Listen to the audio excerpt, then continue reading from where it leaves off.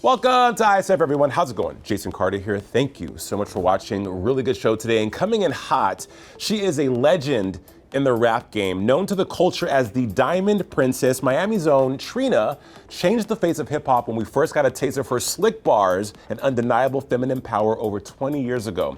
In a time when rap was dominated by men on both coasts, Trina laid claim to the throne, becoming hip hop royalty and helping to put the Miami hip hop scene on the map. ISF sat down with Liberty City's finest, where we celebrated a woman who is more than just the music. The Diamond Princess, Trina, oh my gosh. Hi. Hi. It's good to have you here. Thank you. Huge fan. Thank you.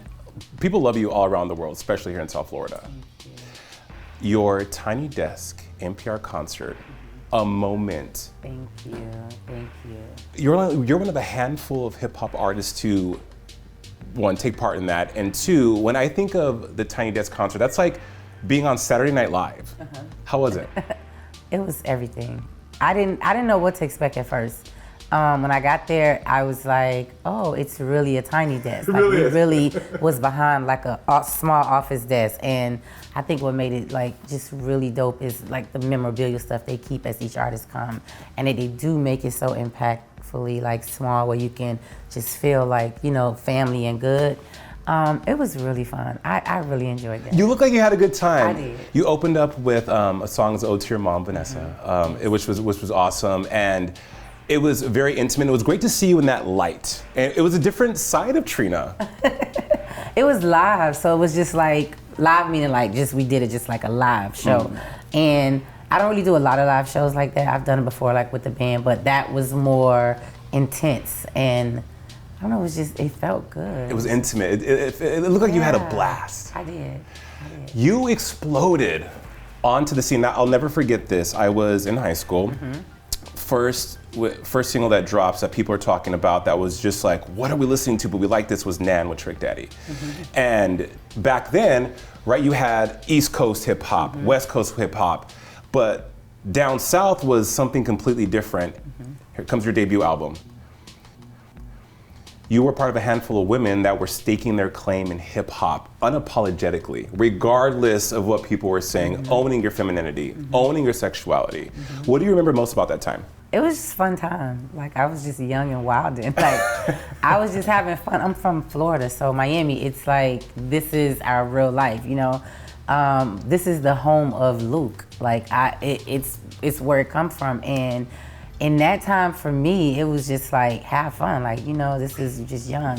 Life is all about just living in the moment and having a great time. And all my friends that I hung out with, we just hung out. We went to parties, we traveled. We did so much stuff. Like, we really lived a good life, like was living our good life, so. You hear artists like Kim and Foxy, even Lauryn Hill, and women that were really prevalent in doing their thing back in the 90s, early 2000s talk about the struggles with that, because hip hop, still male-dominated industry in the music. On stage, off stage, what were your challenges? It was one of those things where I have my own voice. I'm gonna do what I wanna do, my own thing, my own way. And I don't even really care if you don't like it. Don't like it. Like whatever you wanna like, but I'm not gonna change that because of that. I just believed in standing in, you know, the paint of how I feel and having fun with it and owning up to it, and that's how I felt about it, you know?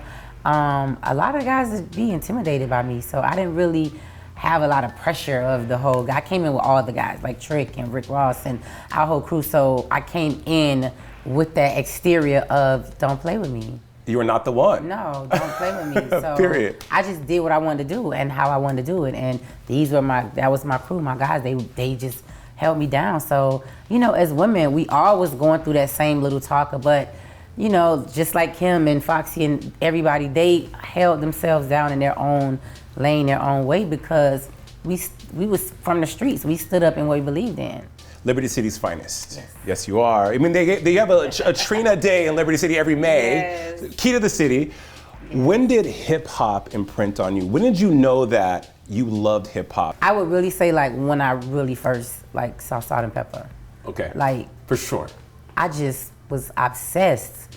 I thought it was just like they whole thing. It was just, I just loved them. And so, you know, I just became a huge, huge fan. And I started paying attention to just all the girls, all the women, every woman that whether it was R&B, hip hop, however, I don't care whether they were dancing, it was a group, single girls, I was just watching them. I just loved them and just kept going. And then when Missy appeared, you know, it wasn't like the features and stuff that she did that was just genius, but when she bust on the scene in that black trash bag, it was like Super Duper Fly, The Rain. it was like, who is that? What is that? Like how did she do that? Like, wait. And so I was just like, then I was really obsessed, you know, and then that's when I was like, I'm gonna do that. Like, Yeah. you know what I mean? I was when I was younger, I was thinking, I'm gonna do that. So when I became into who I am and I started thinking about it, that's what I just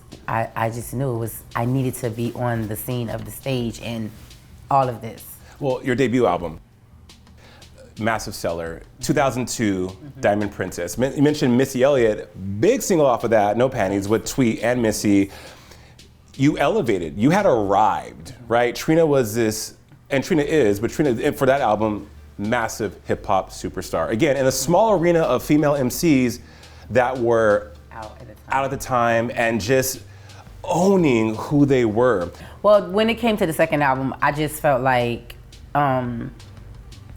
let's have fun. I wanted to, because I had traveled, like, believe it or not, like, for 2 years. I traveled from Trick's album once the whole of 1999. So when it came to my album, by the time 2000 came, once we got in the studio and we got and did The Baddest, and then once I got to that, I had saw so much and done so much. I was at the phase to where I'm gonna just do it how I wanna do it. You also are about female empowerment. Who instilled that in you? Your mom? My mom. Yeah. Because my mom owned salons and she always had a lot of women around her. So when I grew up, I always saw women. And, you know, at the salon, that's what they come there for, like to look good, to feel great, to vent, to, you Therapy. know. Yeah, that whole therapeutic lifestyle, getting them hair washed and, you know, the kids are away for the weekend, they want to kick their feet up, have wine, whatever they want to do. So I kind of saw that a lot growing up. You were super close with your mom. She instilled a lot of confidence in you. She made sure that you were loved, seen. She encouraged you, supported you. Your biggest fan. Yes. She's super proud. Yeah. Yeah. What do you miss most about your mom? Everything. Every single thing. I would talk to my mom, believe it or not, annoyingly all day, every day. Even if it's like in Home Depot, because I need to know I have the right color of paint. I'm calling her. So this is just like my go-to thing all day, every day. I will call them on the flight, I'm at a show, I'm getting dressed, I'm happy, sad, whatever, and I think that's the most, Yeah. to not be able to just get on the phone and like annoy her all day. How do you honor her? Just by always, you know, like allowing myself to push as hard as I can, because I can feel her energy around me.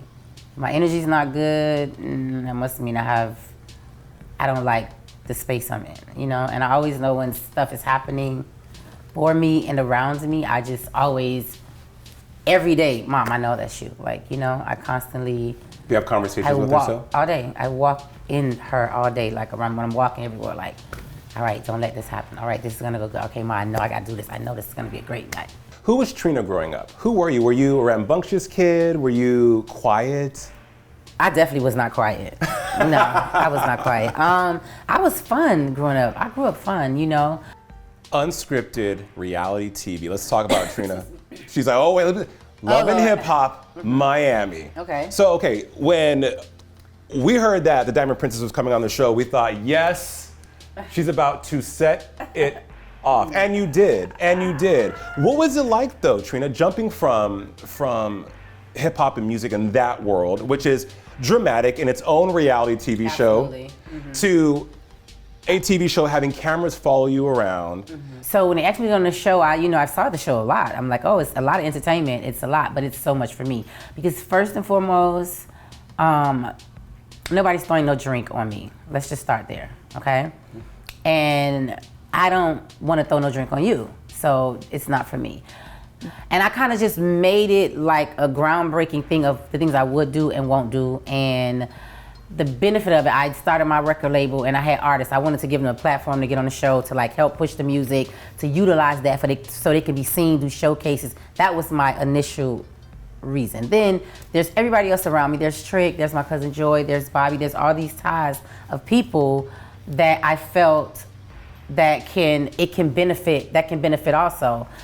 And so I thought about it for a while and I was like, okay, we'll do it. I'll do it. And then I asked them and okay, we'll do it. And these are the circumstances. Right. And that's just kind of how it went. You are diversifying all the things you do, and this is something that you're really passionate about. Nayak Cognac. Yes.